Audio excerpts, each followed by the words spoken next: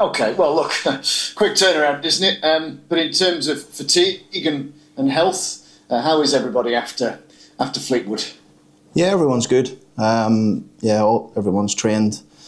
No problems from the game. So just again, looking forward to another game. Back at home at long last. Feels like we haven't been there for ages.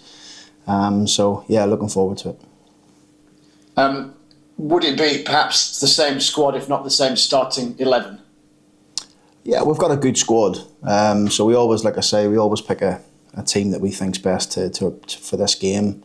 And that's, again, what we've done. You know, we've had a look at Cheltenham, analysed them, watched quite a bit of them already. You know, we've had games covered. Our scouts and Lee and Cops have seen them several times this season, so we know exactly what they're about. So again, we'll just approach this game like no other. Give the players as much information as we think they need, but ultimately focusing on ourselves and making sure that we get our own house in order first, and see if we can get another 3 points. And what have the scouting reports told you about Cheltenham then? Where are they at right now, and what threats do they bring? I think they're a dangerous team. I really do. I think they're dangerous. I think they've gone to MK Dons. They've scored 2 goals early there, nearly got a result there. They've gone very close to beating Port Vale for the referee playing an extra 30 seconds on the game or whatever it may be, and seems to happen a lot this season. It even happened to us at Fleetwood, where they let the corner go in the last moments of the game. You're thinking, it never happens to us when we're trying to chase a game. That's what it feels like anyway. But yeah, it's. I think that they've got some good players, particularly at the top end of their pitch, that can be really threatening.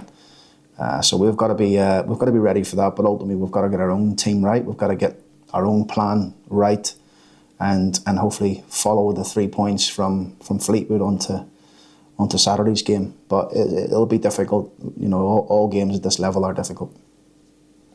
Are they a sort of different type of side to Fleetwood then? Do you find yourself with different sort of conundrums week in, week out?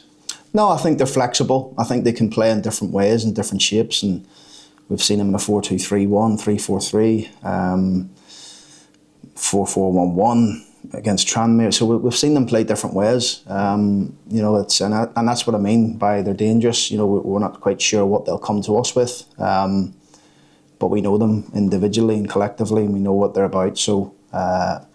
We're prepared like we have for every game. We've given the players the information, and we've worked very hard to post that to them, and obviously do what we needed to do on the training ground to keep us, number one, fresh and ready for the game, but tactically ready for the game as well. You know George Miller pretty well, don't you? He unfortunately just didn't have him at Doncaster for injuries for long enough. Yeah, a bit of a shame really. George missed near enough the whole of last year when we were here, and came back sort of way towards the end of the season. Disappointed not to have George when we were here, because I know he had a good season the previous one and scored a few goals. But look, things happen in football. I've got a good relationship with George. We spoke all the way through. I constantly rang him, making sure he was okay when he was injured, and I think George appreciated that. But it was just more of a mutual respect, really. I think once we knew that we were going to be bringing Billy in, there was no point for us really to be carrying 3 centre forwards, because one of them would have to miss out each week. So it was probably right for George to go and play football, given the amount of minutes and time he missed here at Doncaster.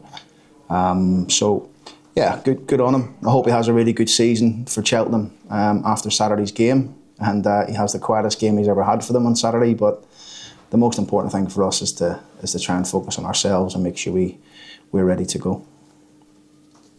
We weren't really talking about squad depth, etc. But having seen you play 2 up front the other day, does the idea of another centre forward come into the thinking for January? Or are you happy with clearly a principle 2, but not necessarily the need to add a 3rd?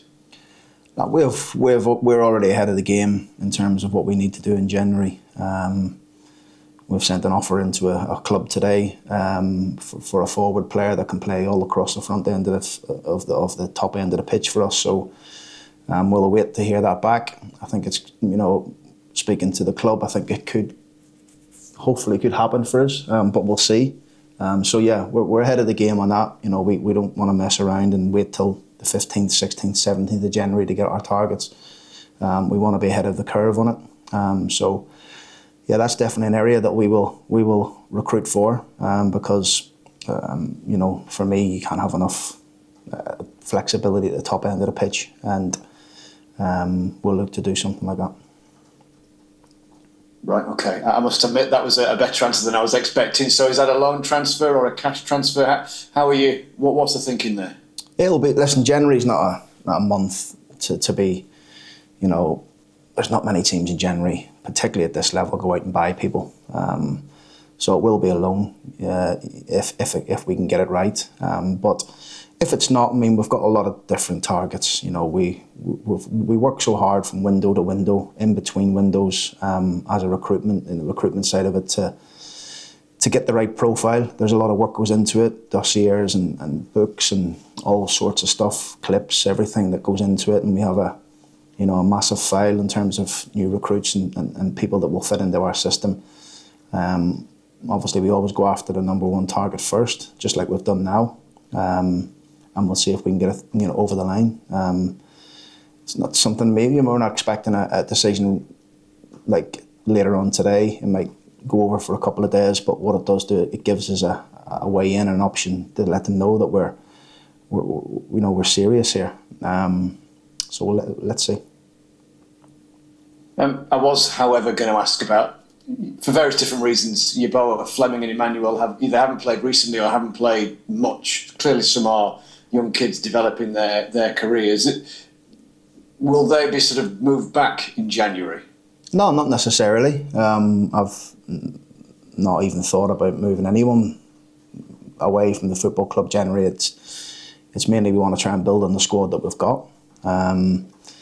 We want to add to the group, but I'm well aware that when January comes, there will be, conversations happening from players to their agents and stuff like that. But I've had no knocks on my door, nothing from any clubs to say, we want to take these players back or I want to leave. I think that probably highlights the group that we have. And it's one of the clubs. It's weird. Since I've been at this football club, I haven't had many contacts from any of the players' agents, and I think that, for me, that tells me the players are happy and they're liking, the environment they're in. I've been at football clubs before where your phone doesn't stop. Players' agents ringing you when you actually see them every single day and they can come and speak to yourself. But we don't have any of that, January's obviously a time for us to, we've done it already, but for us to look at our group. We're happy with the group. We don't want to lose anyone. But as always, if there's players who did want to come and speak to us and wanted to go and get game time and wanted to go play somewhere else, then we're open to that. We're not about keeping people here for the sake of it, but I'm really pleased with what we have at this moment in time. Just finally then, I mean, because, players talk, don't they? They all do their own kind of due diligence when offers are made and clubs make approaches. So firstly, does that make it an easier sell? And secondly, Rovers are obviously doing very well at the minute. Does that make it an easier sell to get players over the line?